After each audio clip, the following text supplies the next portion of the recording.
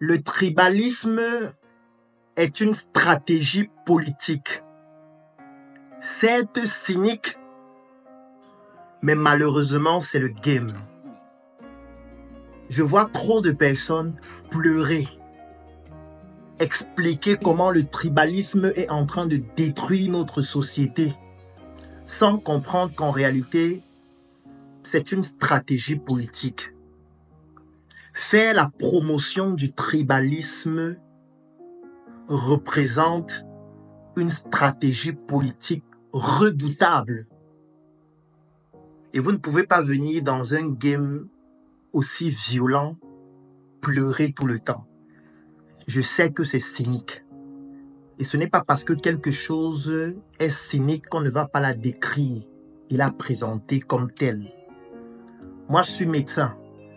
Il existe des maladies atroces. Mais ce n'est pas parce qu'une maladie est atroce qu'on ne va pas la décrire, déterminer ses étiologies, notamment ses causes, ses manifestations, ses conséquences et comment est-ce que le traitement, ou plutôt la prise en charge, se met en place. Je vais prendre un exemple.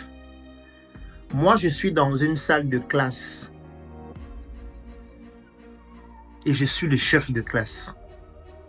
Pendant mon mandat, j'ai eu à tisser des relations très fortes avec des partenaires clés et stratégiques de tous les bords, de toutes les ethnies, de toutes les origines, de tous les genres.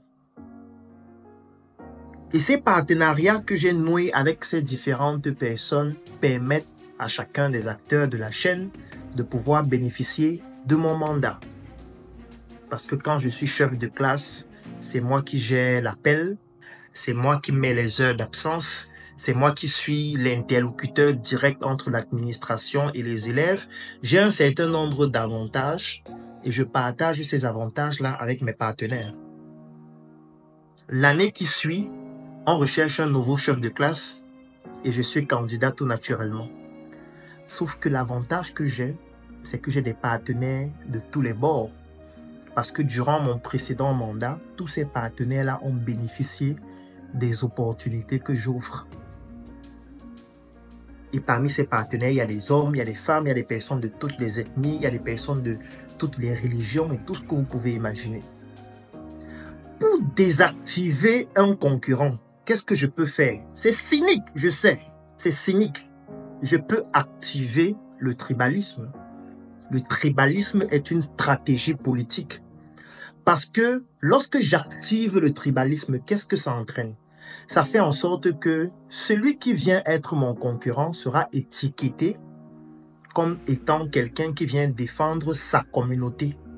Pourtant, je sais que sa communauté à elle seule ne peut pas lui permettre, même si on utilise toutes les voies démocratiques, c'est-à-dire le pouvoir par le peuple, pour le peuple, ça ne pourra pas lui permettre de gagner. Parce que nous sommes dans une salle de classe avec 100 élèves.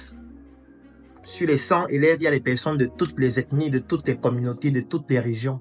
Moi, pendant mon mandat, j'ai tissé des relations avec toutes les régions, toutes les ethnies, toutes les races, toutes les religions, tous les genres, tout ce que vous pouvez imaginer. Donc, j'ai des alliés partout. Toi qui viens être mon concurrent, lorsque j'active le débat ethnique, qu'est-ce que ça entraîne? Ça fait en sorte qu'on a l'impression que toi, tu es le défenseur de ta communauté. Tu viens pour pouvoir défendre les valeurs de ta communauté. Et lorsque je mets sur pied ce débat, lorsque tu vas présenter le meilleur programme possible, on va juste t'étiqueter comme celui qui défend sa communauté. Pourtant, je sais que si on vote ta communauté à elle seule, ne peut pas te permettre de gagner. Quand tu vas aller vers les autres communautés pour leur présenter ton programme, ce qui va se passer, c'est que les autres communautés vont te voir comme un danger. Parce que les autres communautés vont voir ton programme en arrière-plan, parce que, étant donné qu'on a activé ce débat, on va d'abord te voir toi, d'où tu viens. Et dès que le débat c'est d'où tu viens, tu commences à devenir une menace parce qu'on a l'impression que tu veux défendre ta communauté et ensuite lancer des représailles. Donc, le tribalisme est une stratégie politique parce que tant que je le fais, chacun sera qualifié comme étant le représentant de sa communauté. On ne va plus regarder les programmes. Quand tu vas venir te présenter, dire ce que tu fais, quelqu'un qui n'est pas de ta communauté va te voir comme un danger, même si ton programme pourrait lui être utile. Le tribalisme est une stratégie politique qui a été utilisée depuis la nuit des temps. ce n'est pas maintenant que cette stratégie a commencé.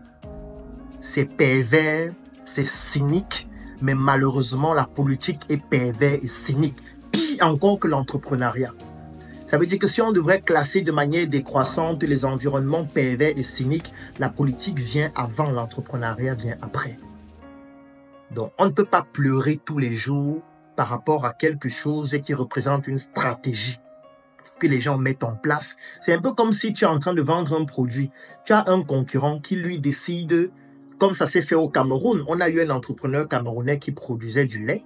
Et il a eu des concurrents qui ont compris que pour pouvoir concurrencer ce lait, nous, on va commencer à utiliser des dérivés végétaux pour réduire les coûts de production et ne plus utiliser les dérivés animaux.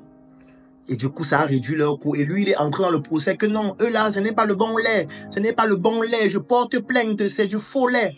Et finalement, il a fait faillite. Je pense que vous connaissez l'entreprise dont il s'agit. Pleurer ne va rien changer parce que plus vous pleurez et plus la stratégie fonctionne.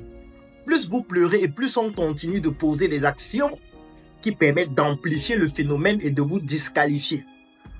Donc sachez-le, le tribalisme n'a rien à voir avec le hasard. C'est purement une stratégie politique qui est extrêmement efficace et qui permet de consolider certains acquis et désactiver la légitimité de certaines personnes qui pourraient avoir des choses intéressantes et pertinentes à proposer. C'est le game et on ne pleure pas.